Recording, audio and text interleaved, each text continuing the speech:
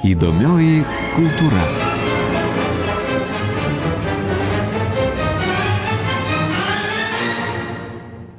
Kaišiadorių kultūros ir meno centras pradeda projektą Vartai į amatų būtovę. Lietuvių tautosakai ir amatams skirtą etninės kultūros renginių ciklą.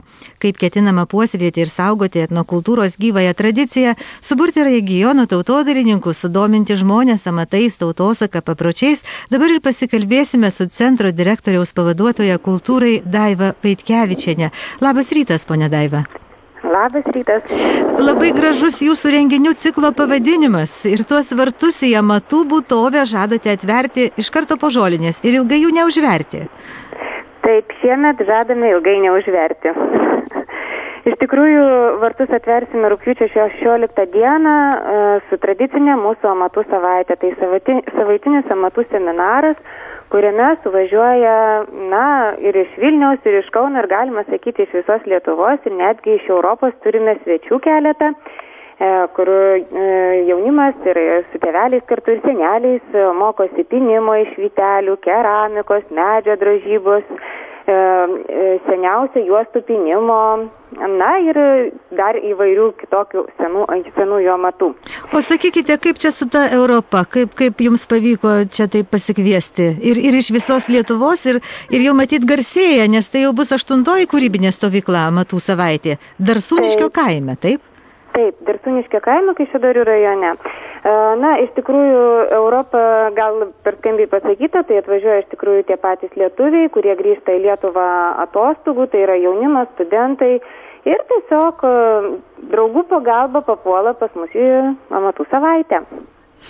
Bet vis tiek įdomu, kaip jūs sudominat, kodėl jos traukia tą savaitę? Pirmiausia, tikriausia, ta galimybė yra tokia sudominti, kad mes pritraukiame jaunas šeimas su vaikučiais, kuris su mažamečiais atvažiuoja ir jie tiesiog iš lūpų į lūpas perdada tą informaciją. O iš tikrųjų tai amatai nuo seno visus domino ir kažkaip tai pabandymas buvo galbūt prieš kokių 14 metų surengti klasės išleistuvės 4-okų ir mes pamatėm, kad iš tikrųjų vaikams įdomu ir tėvams. Ir tada tėvai užsikrėtė ir kažkaip tai rado tokią galimybę parašyti tokį projektą. Ir mes jį sėkmingai iki šios dienos vykdom. Tai čia projektas yra ne pirmasis? Ne pirmasis. Mes kas metai teikiam paraišką ir kas metai vis tas projektas plečiasi.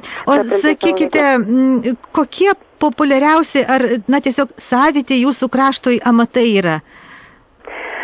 Keramika ir medžio drožyba, kalvystės, nepaminėjau kalvystės, atrodo, tai čia yra toks savanoris tėtis, kuris irgi pats iš savęs išmoko, tai šitie 3 amatai ir šiemet labai buvo noras išmokti verpimo, tai įtraukiam ir šį amatą ir dar yra labai didelis noras žvakių liejimas, nes pas mus jau kaip ir nyksta šitas amatas, tai dar kol kas neturime meistro, bet čia ateičiai pasiliekam šitą amatą. O sakykite, kasgi tie meistrai, kurie moko, galima sakyti, žinias perduoda ar savo laiką gaišta, gal jie tuo tarpu galėtų sukurti tikrai daug dalykų, iš kurių galbūt ir gyvena iš to savo amato? Mūsų meistrai tai yra dalis iš kultūros ir meno centro darbuotojų, tai pavyzdžiui keramikai Jurgita Gustainienė ir medžio drožyba tai Vidmantas Kapačiūnas, pynimą iš vytelių dėstau pati, o Vilnos vėlimą atvažiuoja iš Rumšiškių puiki vadovė Lorita Kulakauskienė. Kaip minėjau, kalvystė, tai mums rodo šį amatą Martynas Breikštas, tai čia iš Tėčių vienas savanoris. Juostų pynimą tai atvažiuoja iš Vilniaus meistrė Ingrida Laužikienė. Sakėte, pati iš vytelių mokote pinti, tai kas jūs išmokė? Aš esu savamokslė meistrė.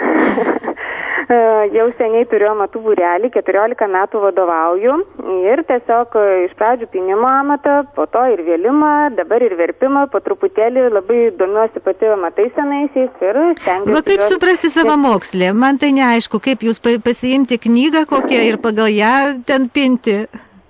Na, iš tikrųjų, pirmiausia, tai reikia turėti norą, o kai noras yra, tai susirandi kokį nors meistrą, kuris gali tau padėti ir tiesiog savanoriškai mokaisi, ne kažkur mokyklose, bet tiesiog pas senuosius meistrus. Na, sakykit vis dėlto, ar vaikai, aišku, jiems smalsu, įdomu, o vyresnieji, ar daug žmonių, išmoksta ir paskui, kaip čia pasakius, naudoja tą amatą, tegul ten savo buičiai, o galbūt net ir parduoda paskui dirbinius. Kokia vis dėlto nauda iš tų visų savaičių, kursų, kokią jūs matote prasmę tame?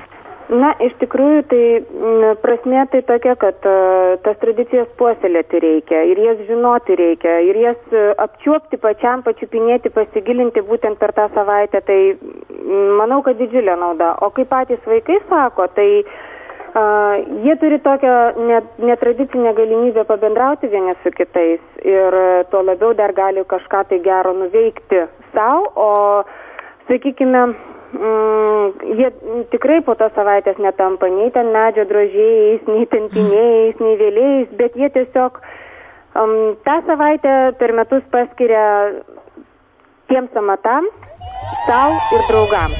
Mat toks yra laiko praleidimas, sakykim. Taip, gan prasmingas be abejo labai. O kas keičiasi, per tuos jūs minėjote net 14 metų, galite palyginti pradžią ir dabar, ar didėja tas susidomėjimas? Didėja. Dalis vaikų, sakykime, tos amatų savaitės branduoliukas yra, kurie mums ir padėjo labai daug pritraukti naujų dalyvių, nes atvažiuoja iš tikrųjų jų draugai, tada draugai perduoda informaciją. Na, susidomėjimas iš tikrųjų didėja, nes jau šiai dienai aš turiu virš 80 vien tik jaunimo, be suaugusių žmonių prisiregistravusių. Tai, o keičiasi kas, kad jie iš tikrųjų atvažiuoja ir siūlo dar, o gal dar galima būtų sužinoti, aš girdėjau tą ir tą. Reiškia, jie metų bėgyje, jie kažkuo tai domisi. Tai yra, virusas. Paskleistas savotiškas. Na, dabar tikėkim, gal irgi galim ką nors užkrėsti šituo virusu. Savaitė prasidės iš karto po žolinės amatų savaitė, dar Sūniškyje. 16 dieną. Tai galima dar akies krašteliu bent kažkam ten žvilgterėti? Be abejo galima. Jeigu kas labai susidomės, prašom man skambinti numeriu 8346 514 20. O, bet neapsiribojate vien tik šią amatų savaitę, tas jūsų projektas Vartai į amatų būtovę. Išduokite, kasgi dar ten jūsų suplanuota iki pat metų pabaigos. Taip. Truputėlį atsikvėpę po amatų savaitės, rugsėjo 2 dieną visus kviesime prie Kaišiadorių kultūros ir meno centro, kur vyks amatų mugė. Tai čia pristatysime būrelius amatų, kurie veikia Kaišiadorių kultūros ir meno centre. Supažindinsime su vadovais ir tiesiog pristatysime pačią veiklą praktiškai. Tai bus tokia kaip ir gyva reklama, kaip aš sakau, kur vaikai galės su tėvelės ateiti, pamatyti, kaip tas amatas daromas, kaip ten viskas vyksta. Na ir tiesiog mes visus dalyvius įtrauksime į veiklą ir ten bus ne tik amatai, mes ir teatrą žaisime, ir sviestą mušime, ir verpsime, ir labai daug ką dar veiksime. Tai čia toks būtų renginukas rugsėjo 2 dieną, o tada spalio mėnesį kviesimės vaikų darželius Kaišiadoryse, kurie yra, mokyklas ir dar mes vykdome kultūrinę veiklą Antakalnio ir Gudienos bendruomenėse. Tai mes šitas bendruomenės irgi įtraukiame į šitą veiklą ir mes tiesiog vykdysime tokią edukacinę programą, kur vaikams tiesiog praktiškai duosim pabandyti irgi šituo amatu. Na, o lapkričio mėnesį bus labai daug įdomių susitikimų, tai su gerbiama Veronika Povilionienė, su etnologu Libertu Klimka ir su etnologė Gražina Kadžytė. Tai vyks dainų vakarai, klausysimės paskaitų apie vėlinių ir kalėdų laikotarpį ir klausysimės pasakų. Ir bus kulminacija gruodžio 21 dieną, tai bus adventinė vakaronė, į kurią mes pasikviesime Marcinkonių etnografinį ansamblį, kur jie mus supažindins su savo krašto kalėdiniais papročiais ir kalėdiniais valgiais. Tai tai toks būtų mūsų etapais vykdomas projektas. Taip, ir taip kasmet. O po to pavasarį turbūt irgi yra ką veikti, jeigu turėsim galvoj papročių visą kalendorių.